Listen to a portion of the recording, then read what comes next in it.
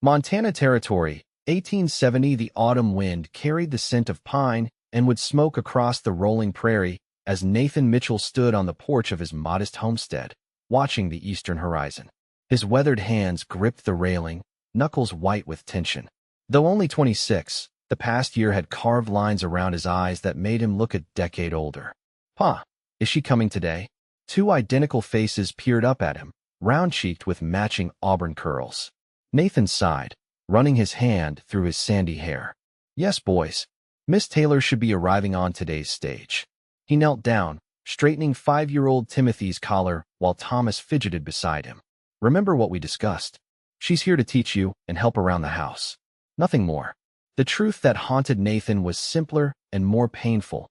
No woman could replace Rebecca. His wife had died bringing their daughter into the world 6 months ago, and he'd been drowning ever since. The frontier was no place for a man alone with 3 young children. He needed help, but he didn't need attachment. Attachments led to loss, and he couldn't survive another one. "Will she be pretty?" Thomas asked. Nathan stood abruptly. "Doesn't matter. She's here to work, not to be looked at." The sound of approaching hoofbeats and creaking wheels drew their attention. The stagecoach appeared over the rise, a plume of dust trailing behind it. Nathan straightened his vest and smoothed his light stubble, reminding himself of his conviction.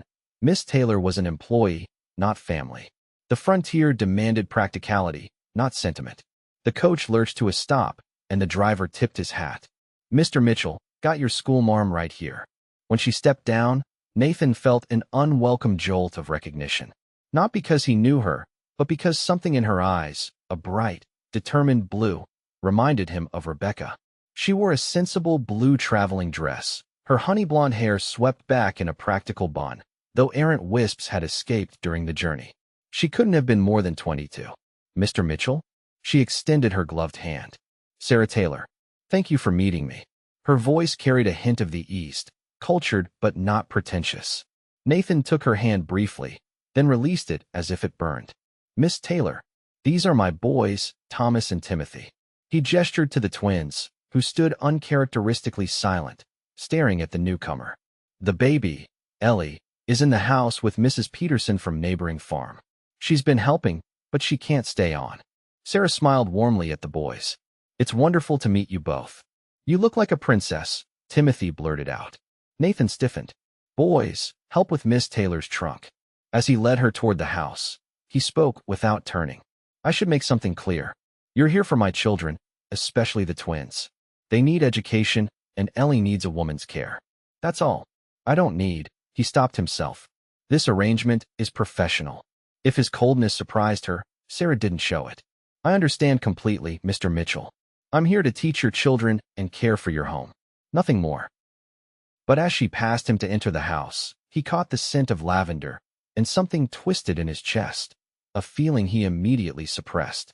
The frontier was unforgiving to men who allowed themselves to feel too much. "You're only here for my twins," he reminded himself silently. And that was how it needed to stay. The first weeks passed in tense efficiency. Sarah proved herself capable with the children, especially the twins, who followed her like devoted puppies.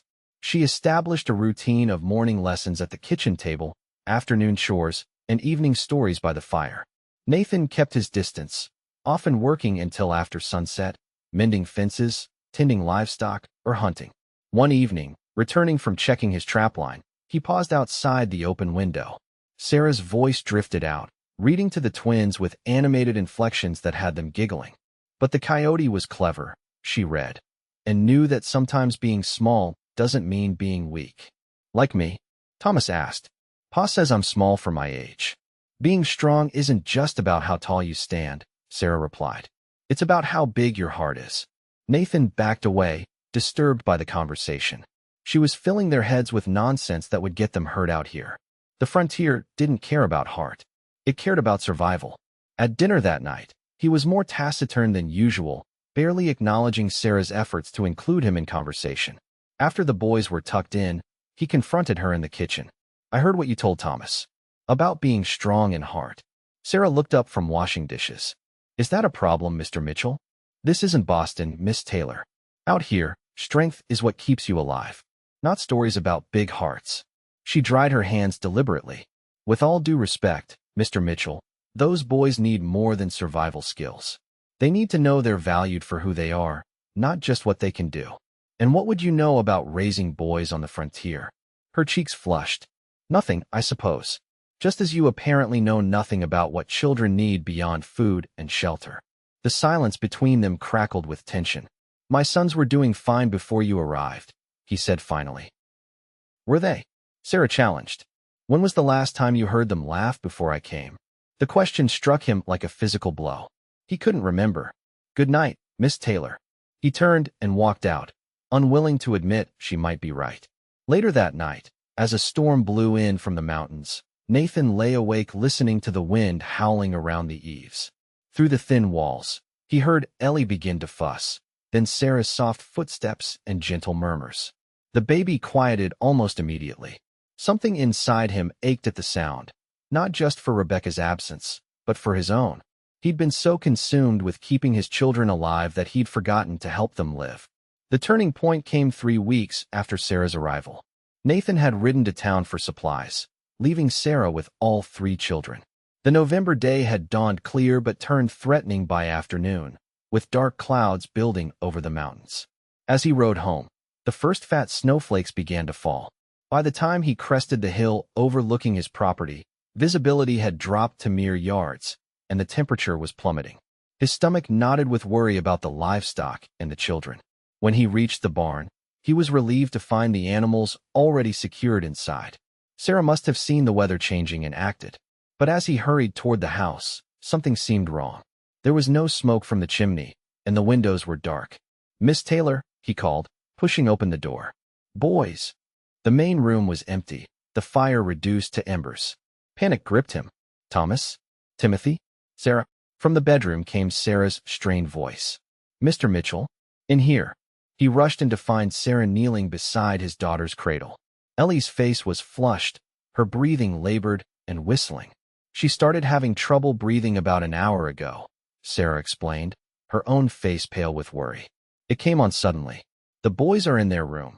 I told them to stay put while I tend to her. Nathan touched Ellie's forehead, feeling the burning heat. Croup, he said grimly. Where's my medical kit? Already got it. Sarah pointed to the open box beside her.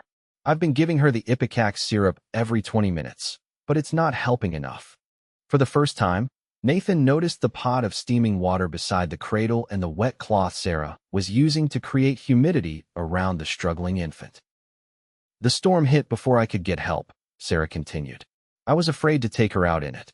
Nathan nodded. You did right. But she needs more than we can give her here. He looked at Sarah then, really looked at her, and saw the genuine fear and determination in her eyes. This wasn't just duty. She cared for Ellie as if the child were her own. We need to get her to Doc Wilson in town, he decided. I'll hitch up the wagon. No, Sarah interrupted. The wagon's too open. The cold air will make her worse. She hesitated. I know a treatment my grandmother used. It might help until the storm passes. Nathan wanted to refuse, to insist on doing things his way. But Ellie's labored breathing left no room for pride. What do you need? Onions, honey, and the whiskey I know you keep in that cupboard over there. At his surprised look, she added, the boys are observant. For the next 2 hours, they worked together beside the fire, which Nathan had built up to a roaring blaze. Sarah created a poultice of roasted onions, applying it to Ellie's chest, then mixed honey with a few drops of whiskey in warm water, coaxing tiny amounts between the baby's lips. Throughout the night, they took turns holding Ellie upright to ease her breathing, speaking in quiet tones about nothing and everything. Sarah told him about her family in Pennsylvania, how she'd lost her parents to influenza and come west to start anew. Nathan found himself sharing memories of Rebecca, stories he hadn't spoken aloud since her death. She would have liked you, he admitted in the darkest part of the night, when truth seems safest. She always said children need gentleness and strength in equal measure. Sarah smiled tiredly. She sounds very wise. As dawn approached, Ellie's breathing eased. The terrible whistling subsided, and her fever broke. Nathan watched as Sarah cradled his daughter, singing a lullaby so softly it was almost a whisper. In that moment, something shifted inside him. The belief that had sustained him, that the frontier allowed no space for connection, that survival required emotional isolation, suddenly seemed hollow. When Sarah finally placed the sleeping baby in her cradle and turned to him, exhaustion written across her features, Nathan did something he'd promised himself he wouldn't do. He reached out and took her hand. "Thank you," he said simply. "You saved her." Sarah squeezed his hand gently before releasing it. "We saved her together." The blizzard kept them homebound for 3 days. During that time, something fundamental changed in the household. Nathan no longer retreated to the barn at every opportunity. Instead, he joined Sarah and the boys for lessons, showing them how to calculate the supplies needed for winter, teaching them about animal tracks and weather patterns. In the evenings, he found himself lingering by the fire as Sarah read to the children. Occasionally, he would add details to the stories, elaborating on frontier tales with his own experiences. The twins thrived on this new attention, and even Ellie seemed happier, cooing and reaching for him more often. One evening, after the children were asleep, Sarah sat mending by the fire while Nathan cleaned his rifle nearby. "You've changed," she observed quietly, "since Ellie's illness."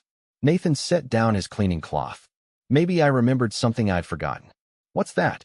"That surviving isn't the same as living." He looked at her directly. "Rebecca used to say that. I didn't understand until recently." Sarah's hands stilled in her lap. "Your wife sounds like she was a remarkable woman." "She was." He hesitated. "But she wouldn't have wanted us living like ghosts in our own home. Especially the children." "And you?" Sarah asked gently. "What do you want?" The question hung between them, loaded with unspoken possibilities. Before he could answer, a pounding at the door shattered the moment. Nathan grabbed his rifle and moved to the window. Through the frosted glass, he could make out a man slumped against the porch rail. "Who's there?" he called. "Help," came a weak voice.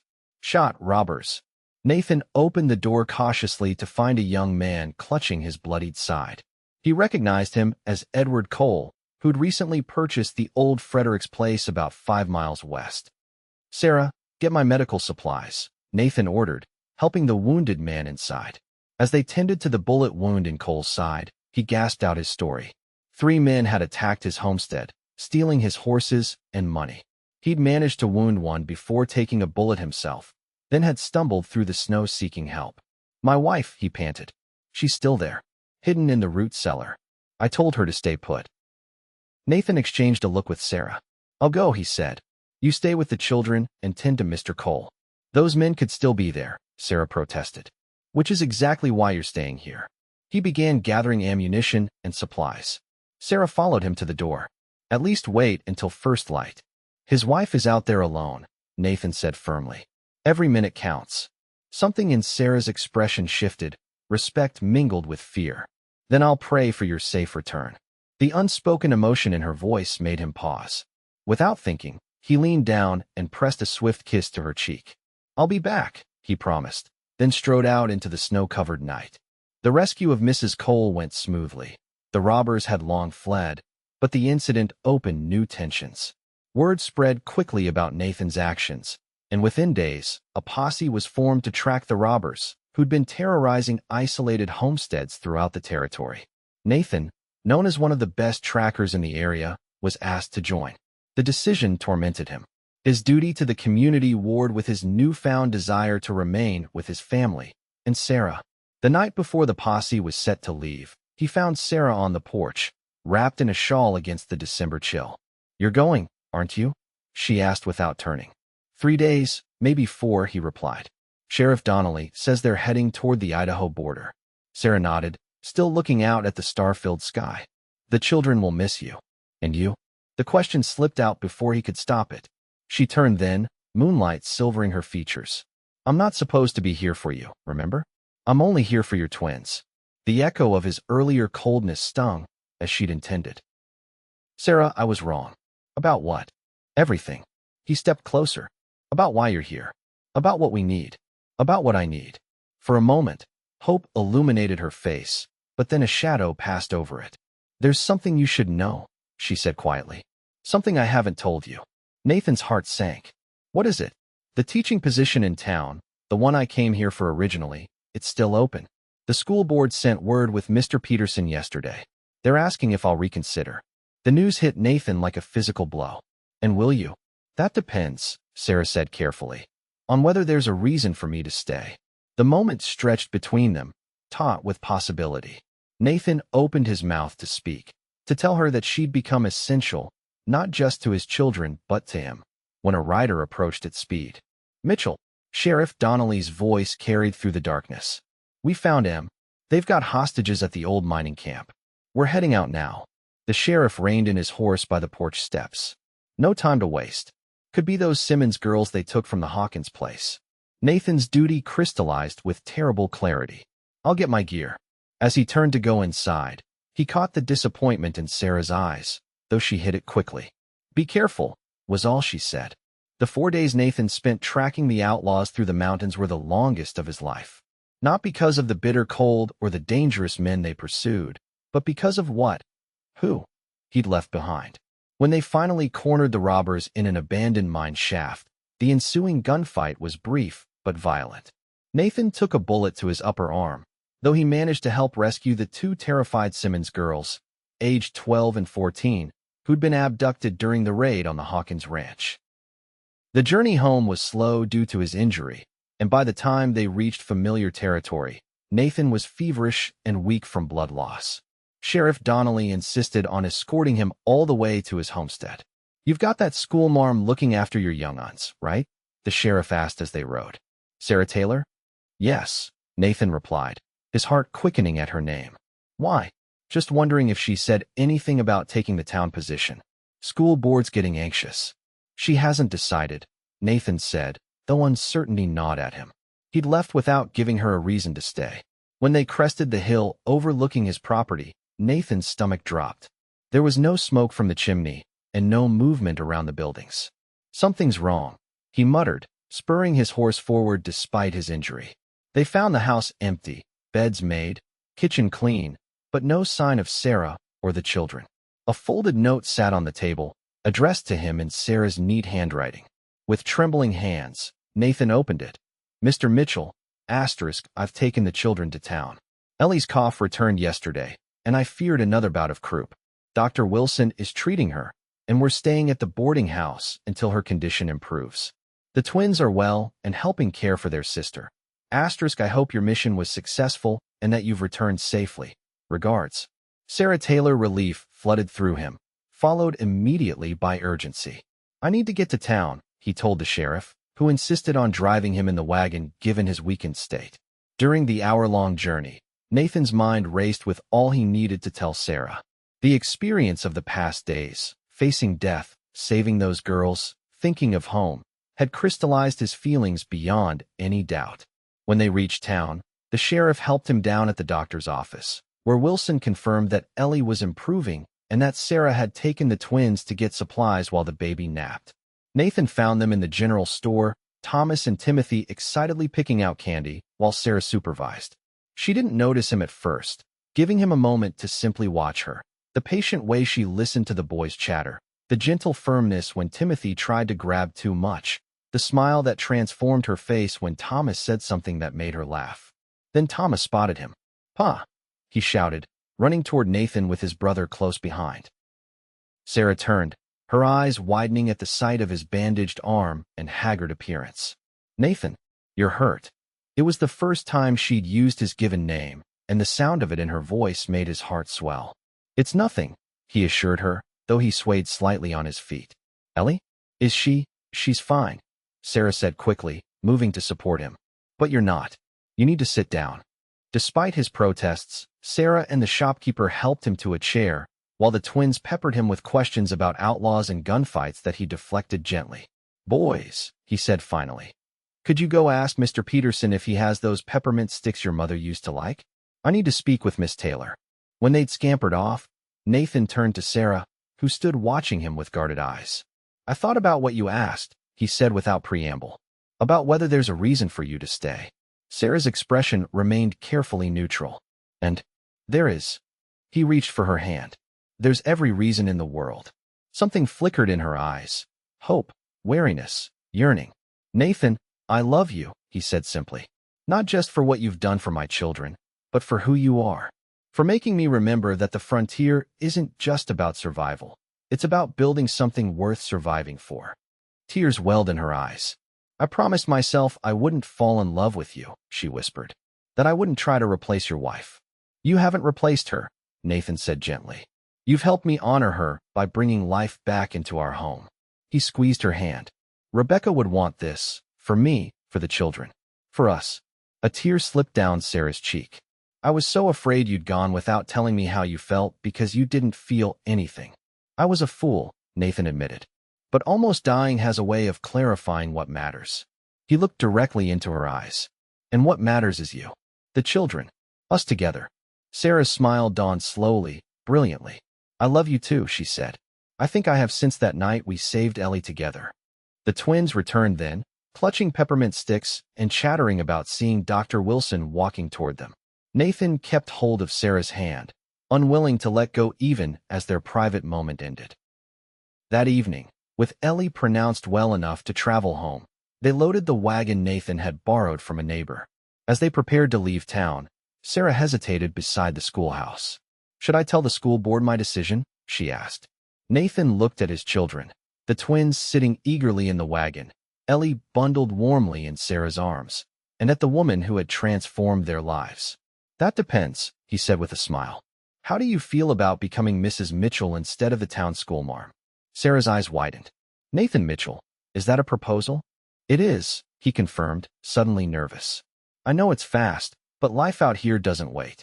Neither does love, once you find it. Her answer was to kiss him, right there on the main street of town, with the twins cheering in the background. They were married 2 weeks later in the small church on Christmas Eve, with snow falling gently outside and candles glowing within.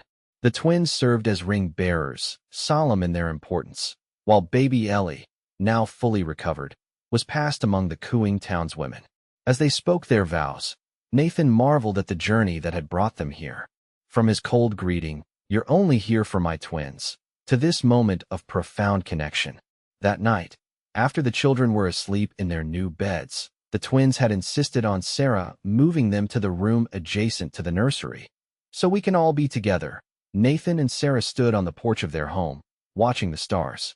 Are you happy? He asked, his arm around her waist. Sarah leaned into him, her head against his shoulder. Happier than I ever thought possible. She looked up at him. What about you? Do you ever regret letting someone new into your heart? Never, Nathan said firmly. Rebecca taught me how to love. You reminded me why it's worth the risk.